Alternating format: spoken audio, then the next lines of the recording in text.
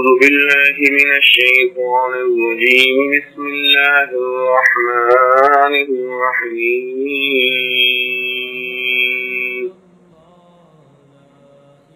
ومن أظلم ممن منع مساجد الله أن يذكر فيها اسمه وسعى في خرابها أولئك ما كان لهم أن يدخلوها إلا خائفين لهم في الدنيا خزي ولهم في الآخرة عذاب عظيم ولله المشرق والمغرب فأينما تولوا فثم وجه الله إن الله واسع عليم.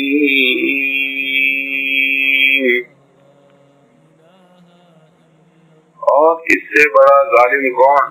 جس نے منع کیا اللہ کی مسجدوں میں کہ لیا جاوے وہاں نام اس کا اور کوشش کی ان کے اجاڑنے میں، ایسوں کو لائق نہیں کہ داخل ہوں ان میں مگر ڈرتے ہوئے. ان کے لیے دنیا میں ذلت ہے اور ان کے لیے آخرت میں بڑا عذاب ہے. اور اللہ ہی کا ہے مشرق اور مغرب، تو جس طرف تم منہ کرو وہاں ہی متوجہ ہے اللہ. بے شک اللہ بے انتہا بخشش کرنے والا سب کچھ جاننے والا ہے. خلاصہ تفسیر: یہود تو قبلے کا حکم بدلنے کے وقت طرح طرح کے اعتراض کر کے کم سمجھ لوگوں کے دلوں میں شبہات پیدا کرتے تھے. اگر وہ شبہات عام طور پر قلوب میں اثر کرتے تو ان کا لازمی نتیجہ انکار رسالت اور ترک نماز نکلتا، اور ترک نماز سے مسجد کی ویرانی لازم ہے. تو گویا یہ یہودی اس طور سے ترک نماز اور ویرانی مسجد خصوصاً مسجد نبوی صلی اللہ علیہ وسلم میں بھی کوشاں تھے. اور روم کے بعض سلاطین جو نصارہ کے اسلاف تھے اور نصارہ ان کے افعال کا انکار بھی نہ کرتے تھے، وہ نصرانی نہ ہو. کسی زمانے میں یہود شام پر چڑھ آئے تھے، قتل و قتال بھی ہوا، اور اس وقت بعد جو حالانکہ ہاتھ میں مسجد بیت المقدس کی بے حرمتی بھی ہوئی اور بدامنی کی وجہ سے اس میں نماز وغیرہ کا اہتمام بھی نہ ہوا. اس طور پر نصارہ کے اسلاف ترک نماز اور ویرانی مسجد کے بانی ہوئے، اور نصارہ پر بوجہ عدم انکار اس کا الزام دیا گیا. اس بادشاہ کا نام تیتس تھا، اور نصارہ کو یہ قصہ اس لیے ناگوار نہ تھا کہ اس میں یہودیوں کی تذلیل ہوئی تھی اور یہ یہود سے عداوت رکھتے تھے. اور جناب رسول اللہ صلی اللہ علیہ وسلم نے فتح مکہ سے پہلے جب مکہ معظمہ میں داخل ہو کر مسجد الحرام کا طواف اور نماز ادا فرمانی چاہیے تو مشرکین مکہ نے آپ صلی اللہ تعالی علیہ وآلہ وسلم کو نہ جانے دیا، یہاں تک کہ آپ صلی اللہ تعالی علیہ وآلہ وسلم اس سال واپس تشریف لے آئے. تو اس طرح یہ مشرکین بھی مسجد حرام کی ویرانی میں کوشاں ہوئے. اس لیے اللہ تعالی نے صیغہ عموم سے اس کی قباحت اور برائی ظاہر فرمائی، یعنی اور اس شخص سے زیادہ اور کون ظالم ہوگا جو خدا تعالی کی مسجدوں میں، جس میں مکہ کی مسجد حرام، مدینہ کی مسجد، بیت المقدس کی مسجد اور سب مسجدیں آ گئیں، ان کا ذکر اور عبادت کی جانے سے بندش کرے اور ان مساجد کے ویران اور معطل ہونے کے بارے میں کوشش کرے. ان لوگوں کو تو کبھی بے ہیبت اور بے باک ہو کر ان مساجد میں قدم بھی نہ رکھنا چاہیے تھا، بلکہ جب جاتے تو نہایت عظمت و حرمت و ادب سے جاتے. جب بے باک ہو کر اندر جانے تک کا استحقاق نہیں تو اس کی حیثیت حرمت کا حق کب حاصل ہو. اسی کو ظلم فرمایا گیا. ان لوگوں کو دنیا میں بھی رسوائی نصیب ہوگی اور ان کو آخرت میں بھی سزائے عظیم ہوگی. یہود نے تبدیل قبلہ کے حکم پر اعتراض کیا تھا کہ مسلمان اس جوہد سے دوسری جوہد کی طرف کیوں پھر گئے؟ اس کا جواب حق تعالی دیتے ہوئے فرماتے ہیں یعنی اور ایک ہی کی مملوک ہیں سب جوہدیں، مشرق بھی اور مغرب بھی، اور وہ اس کا امکان نہیں، بس وہ مالک ہے جس جوہد کو چاہیے قبلہ مقرر کر دے، کیونکہ حکمت تعیین قبلہ میں مثلا عابدین کا اتفاق حیت اور اجتماع خاطر ہے، اور یہ حکمت ہر جوہد سے حاصل ہو سکتی ہے جس کا حکم دے دے وہی متعین ہو جائے گی۔ ہاں البتہ اگر معبود کی ذات نعوذ باللہ کسی جوہد خاص کے ساتھ مقید ہوتی تو ضرورت کی وجہ سے اسی جوہد میں قبلہ عبادت بننے کا انحصار زیبا تھا، لیکن وہ ذات پاک کسی جوہد کے ساتھ مقید و محدود نہیں۔ جب یہ بات ہے تو تم لوگ جس طرف بھی منہ کرو ادھر ہی اللہ تعالی کی ذات پاک کا رخ ہے، کیونکہ اللہ تعالی خود تمام جوہات اور اشیاء کو محیط ہے۔ جس طرح کا احاطہ ان کی شان کے لائق ہے، لیکن باوجود محیط و غیر محدود ہونے کے پھر بھی جوہد عبادت کو متعین اس لیے فرمایا کہ وہ کامل العلم ہے، کہ ہر شے کے متعلق خوب جانتے ہیں، کیونکہ ان کے علم میں یہ تعیین بعض مسالے سے تھی، اس لیے اس کا حکم دے دیا۔ فوائد از بیان القرآن۔ ویرانی مسجد میں کوشاں گروہ کی دنیا میں تو یہ دشواری ہوئی کہ یہ ساری قومیں اسلامی سلطنت کی رعایا اور بات گزار ہوئی، اور عذاب آخرت کو کافر ہونے کی وجہ سے ظاہر ہے ہی، اور ویرانی مسجد میں کوشش کے سبب یہ عذاب اور بھی سخت و شدید ہو جائے گا۔ اور اوپر کی آیت میں جو ان تینوں فرقوں کے حق پر ہونے کا دعویٰ مذکور ہوا تھا، اس قصے سے اس کی تردید کا ایک گونا مفہوم بھی نکل آیا کہ ایسے ایسے افعال کر کے صاحب حق ہونے کا دعویٰ بڑے شرم کی بات ہے۔ نمبر 2، تعیین قبلہ کی جو ایک حکمت بطور مثال اوپر بیان کی گئی، اس سے بعد مخالفین اسلام کا یہ اعتراض کہ مسلمان کعبہ پرست ہیں بالکل اٹھ گیا۔ جواب کا خلاصہ یہ ہوا کہ عبادت و پرستش تو خدا تعالیٰ کی ہے، لیکن عبادت کے وقت یکسوئی قلب کی ضرورت ہے، نیز عابدین کی حیثیت اجتماعیہ کو بھی اس یکسوئی میں دخل ہے۔ چنانچہ یہ دونوں باتیں تجربہ مشاہدے سے ثابت ہیں، اس لیے یکسوئی اور اجتماعیت حاصل کرنے کے لیے تعیین جوہد مشروع ہے، لہذا اس اعتراض و شبہ کی کوئی گنجائش نہیں۔ اور اگر اس پر کوئی اپنی برات کے لیے دعویٰ کرے کہ ہم بھی بتوں کو سامنے اسی قصد و غرض سے رکھتے ہیں، تو اول تو اپنی برات کے دعوے سے مسلمانوں پر مذکورہ اعتراض نہیں ہوتا، وہ بدستور مرتفع رہا جو اس مقام پر مقصود اصلی ہے۔ ثانیاً عام مسلمانوں اور عام کافروں کی حالت تفریح کرنے سے عدم پرستش کے دعوے میں مسلمانوں کا راست وہ ہونا اور دوسروں کا دروغ وہ ہونا ہر وقت ہر شخص کو معلوم ہو سکتا ہے۔ تیسرے، اعلیٰ سبیل تنزل کہا جاتا ہے کہ اگر اس دعوے کی سچائی مان بھی دی جائے پھر بھی تعیین اور تبعید کے لیے کسی غیر منسوخ شریعت کا حکم پیش کرنا لازم ہے، اور یہ بجز اہل اسلام کے دوسروں کے پاس مفقود ہے۔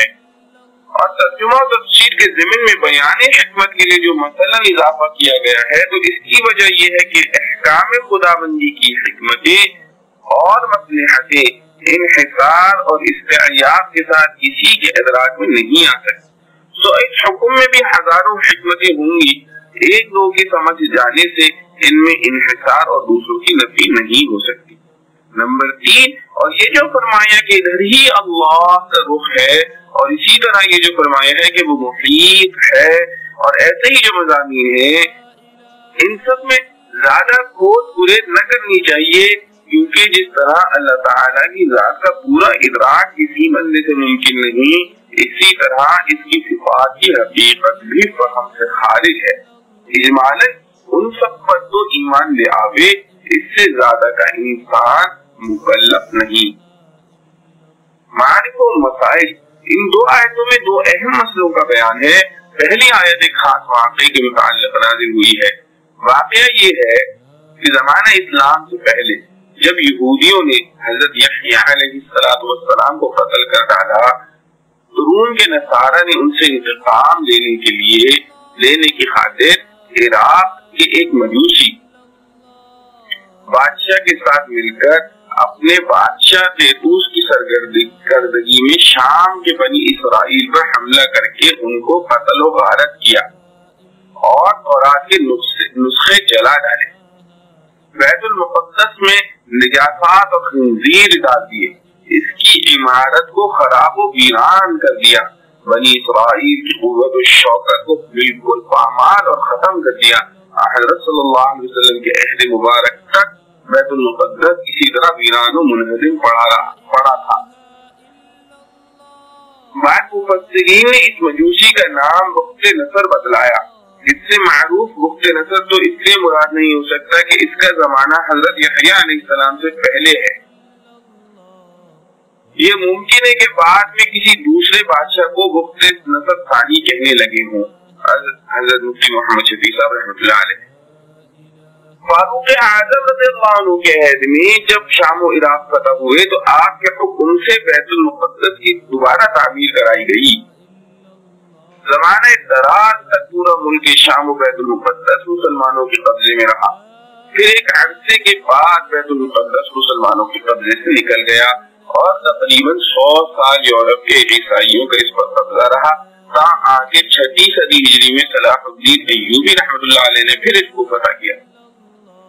رومی نصارہ کی گستاخانہ حرکت پر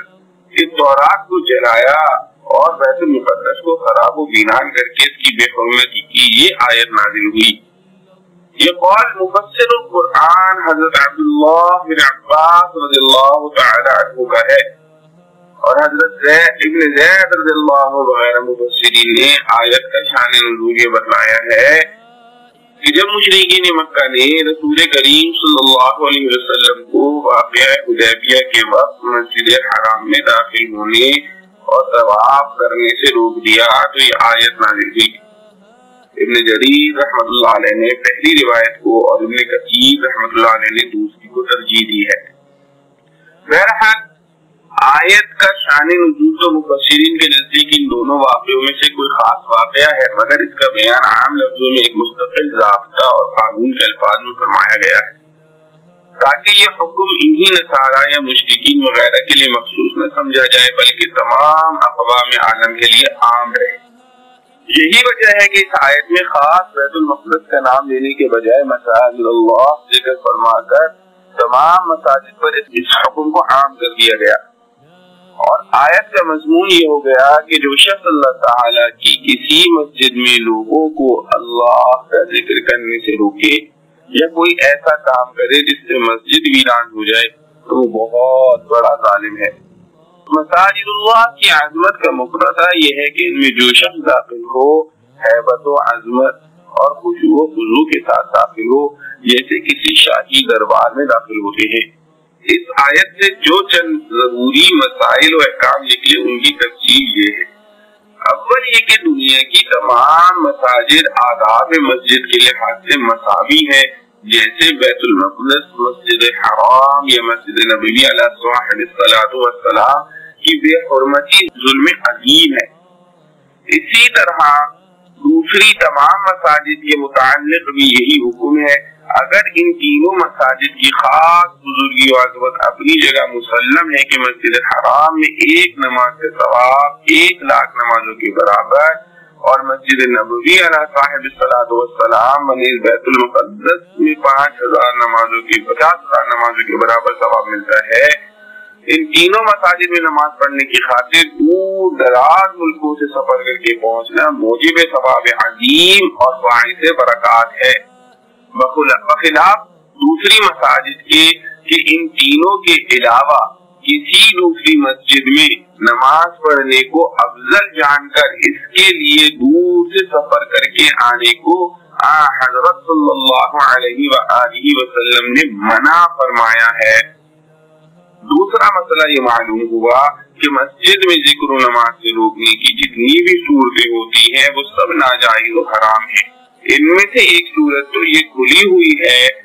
کہ کسی کو مسجد میں جانے سے وہاں نماز و تلاوت سے صراحتاً روکا جائے۔ دوسری صورت یہ ہے کہ مسجد میں شور و شغب کر کے یا اس کے قرب و جوار میں باجے گاجے بجا کر لوگوں کی نماز و ذکر میں وغیرہ میں خلل ڈالے۔ یہ بھی ذکر اللہ سے روکنے میں داخل ہے۔ اسی طرح اوقات نماز میں جبکہ لوگ اپنی نوافل یا تسبیح و تلاوت وغیرہ میں مشغول ہوں، مسجد میں کوئی بلند آواز سے تلاوت یا ذکر بالجہر کرنے لگے تو یہ بھی نمازیوں کی نماز و تسبیح میں خلل ڈالنے اور ایک حیثیت سے ذکر اللہ کو روکنے کی صورت ہے۔ اسی لیے حضرات فقہا نے اس کو بھی ناجائز قرار دیا ہے۔ ہاں جب مسجد عام نمازیوں سے خالی ہو اس وقت ذکر یا تلاوت جہر کا مذائقہ نہیں۔ اس سے یہ بھی معلوم ہو گیا کہ جس وقت لوگ نماز و تسبیح وغیرہ میں مشغول ہوں، مسجد میں اپنے لیے سوال کرنا یا کسی دینی کام کے لیے چندہ کرنا بھی ایسے وقت میں ممنوع ہے۔ تیسرا مسئلہ یہ معلوم ہوا کہ مسجد کی ویرانی کی جتنی بھی صورتیں ہیں سب حرام ہیں۔ اس میں جس طرح کھلے طور پر مسجد کو منہدم اور ویران کرنا داخل ہے، اسی طرح ایسے اسباب پیدا کرنا بھی اس میں داخل ہے جن کی وجہ سے مسجد ویران ہو جائے۔ اور مسجد کی ویرانی یہ ہے کہ وہاں نماز کے لیے لوگ نہ آئیں یا کم ہو جائے، کیونکہ مسجد کی تعمیر و آبادی دراصل در و دیوار یا ان کے نقش و نگار سے نہیں بلکہ ان میں اللہ کا ذکر کرنے والوں سے ہے۔ اسی لیے قرآن شریف میں ایک جگہ ارشاد ہے انما يعمر مساجد الله من آمن بالله واليوم الآخر وأقام الصلاة وآتى الزكاة ولم يخش إلا الله، یعنی اصل مسجد کی آبادی ان لوگوں سے ہے جو اللہ تعالیٰ پر ایمان لائیں اور روز قیامت پر اور نماز قائم کریں، زکوٰۃ ادا کریں اور اللہ تعالیٰ کے سوا کسی سے نہ ڈریں۔ اس لیے حدیث میں رسول کریم صلی اللہ علیہ وسلم نے فرمایا کہ قرب قیامت میں مسلمانوں کی مسجدیں بظاہر آباد اور مزین و خوبصورت ہوں گی مگر حقیقتاً ویران ہوں گی کہ ان میں حاضر ہونے والے نمازی کم ہو جائیں گے۔ حضرت علی مرتضیٰ رضی اللہ عنہ کا ارشاد ہے کہ شرافت و انسانیت کے 6 کام ہیں،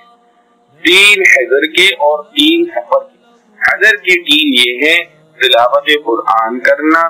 مسجدوں کو آباد کرنا،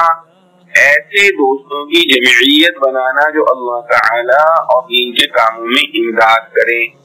اور سفر کے 3 کام یہ ہیں اپنے کوشش سے غریب ساتھیوں پر خرچ کرنا، حسن خلق سے پیش آنا اور رفقائے سفر کے ساتھ ہنسی خوشی تفریح اور خوش طبعی کا طرز عمل رکھنا، بشرط یہ کہ خوش طبعی گناہ کی حد میں داخل نہ ہو جائے۔ حضرت علی رضی اللہ عنہ کے ارشاد میں مسجدوں کے آباد کرنے کا مطلب یہی ہے کہ وہاں خشوع و خضوع کے ساتھ حاضر بھی ہوں اور وہاں حاضر ہو کر ذکر و تلاوت میں مشغول رہیں۔ اب اس کے مقابلے میں مسجد کی ویرانی یہ ہوگی کہ وہاں نمازی نہ رہیں یا کم ہو جائیں یا ایسے اسباب جمع ہوں جن سے خشوع و خضوع میں خلل آئے۔ اور اگر آیت کا شان نزول واقعہ حدیبیہ اور مشرکین مکہ کا مسلمانوں کو مسجد حرام سے روکنا ہے تو اسی آیت سے یہ بھی واضح ہو جائے گا کہ مسجد کی ویرانی صرف یہ نہیں کہ انہیں منہدم کر دیا جائے بلکہ جس مقصد کے لیے بنائی گئی ہے یعنی نماز اور ذکر اللہ جب ہو نہ رہے یا کم ہو جائے تو مساجد ویران کہلائیں گی۔